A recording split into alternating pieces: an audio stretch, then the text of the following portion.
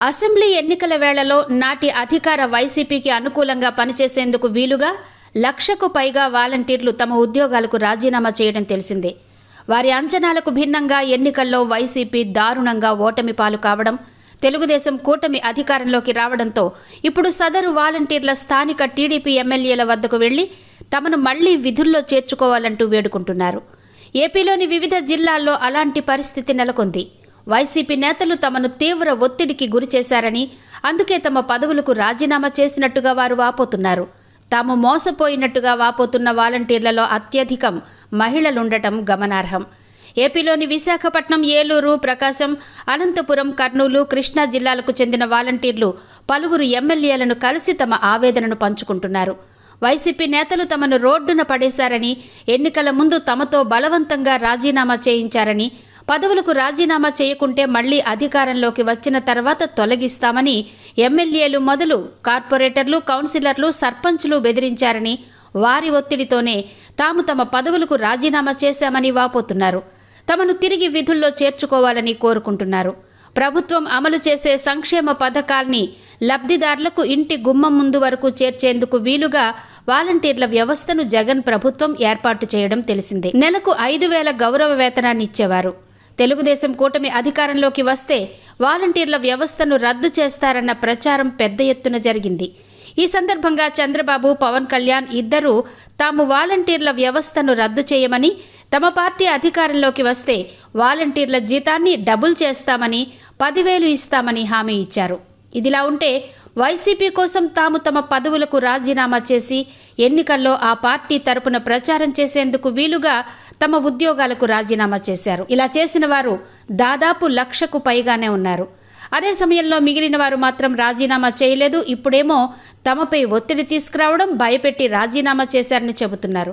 మరి రాజీనామా చేయకుండా ఉన్నవారు సదరు బెదిరింపులకు, ఒత్తిళ్లను తట్టుకున్నారు కదా, మరి వారి సంగతి ఏంటి? ఒకవేళ వైసీపీ కానీ మళ్లీ అధికారంలోకి వస్తే వారి పరిస్థితి ఏంటి అన్నది మరో చర్చగా మారింది. ప్రభుత్వంలో ఎవరున్నా సరే వారెంత బెదిరింపులకు గురి చేసినా, ఒత్తిళ్లు పెట్టినా ఎవరికి వారు తమ విధి ధర్మాన్ని పాటించాలే కానీ ఒత్తిడికి గురి కాకూడదన్న విషయం తాజా గుణపాఠంగా మారిందని చెప్పాలి. అసలు బాబు వాలంటీర్ వ్యవస్థను కొనసాగిస్తారా లేదా? ఇది చాలామంది సందేహించారు. కానీ బాబు ఏకంగా వాలంటరీ మినిస్ట్రీ ఏర్పాటు చేయడంతో గ్యారంటీగా కొనసాగిస్తారు. కానీ వాలంటీర్ వ్యవస్థపై కూటమిలో ముఖ్య భాగస్వామి అయిన జనసేనకు చాలా అభ్యంతరాలున్నాయి. బాబు కూడా మొదట్లో వాలంటీర్ల గురించి వ్యాఖ్యలు చేసినా వాళ్లను రాజకీయంగా వాడుకోకూడదంటూ సవరణలు చేశారు. తాము అధికారంలోకి వస్తే జీతాలు పెంచుతామన్నారు. బీజేపీ వాళ్లు తమ వైఖరిని తేటతెల్లం చేయలేదు. పవన్ ఒక్కరే బహిరంగంగా వాలంటీర్లకు ప్రతికూలం. కానీ పవన్ గతకాలపు పవన్ కాదు. పవనపుత్రుడంత పెద్ద సైజుకి ఎదిగారు. కూటమి నిర్మాత ఆయనేనని, ఆయన చొరవ లేకపోతే బీజేపీ కూటమిలోకి వచ్చేది కాదని పలువురు ప్రశంసిస్తున్నారు. పోటీ చేసిన స్థానాలన్నిటిలో గెలుపొందడం మామూలు విషయం కాదు.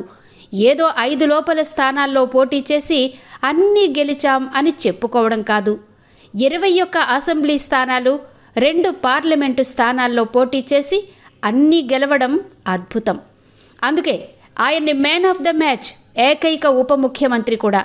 అలాంటి ఆయన తన ఆరోపణను లాజికల్ ఎండ్కు తీసుకురాకుండా ఉంటారా? వాలంటీర్లు అమ్మాయిలను అక్రమ రవాణా చేశారని తనకు సెంట్రల్ ఇంటెలిజెన్స్ వర్గాలు స్వయంగా చెప్పినప్పుడు ప్రతిపక్షంలో ఉన్నారు. ఇప్పుడు అధికారంలోకి వచ్చారు కాబట్టి విచారించి ఆ వ్యవహారాన్ని ఓ కొలిక్కి తేవాలి. మొదట్లో వాలంటీర్లు అన్నారు, ఆ తర్వాత కొందరు అని సవరించారు. ఆ కొందరెవరో కనిపెట్టే అధికారం పవన్కు ప్రజలు కట్టబెట్టి ఆంధ్ర యువతులను కాపాడమన్నారు. అంతేకాదు, ప్రజల వ్యక్తిగత వివరాలను వాలంటీర్లు సేకరించి ప్రభుత్వానికి ఇచ్చారని, తాను గతంలో చేసిన ఆరోపణ నిగ్గు తేల్చడానికి కూడా పవన్కు అధికారం సిద్ధించింది. ఆయనకు హోంశాఖ ఇస్తామన్నారు కానీ ఇవ్వలేదు. పవన్ ఉప ముఖ్యమంత్రి కాబట్టి ఆయన మాటకు కనీసం కొంతకాలమైనా బాబు విలువ ఇస్తారని భావించవచ్చు. వాలంటీర్లపై వచ్చిన ఆరోపణలపై ఒక కమిషన్ వేసి ఆ నివేదిక వచ్చే వరకు వాలంటీర్ వ్యవస్థను సస్పెన్షన్లో పెట్టవచ్చు. చూద్దాం ఏమవుతుందో.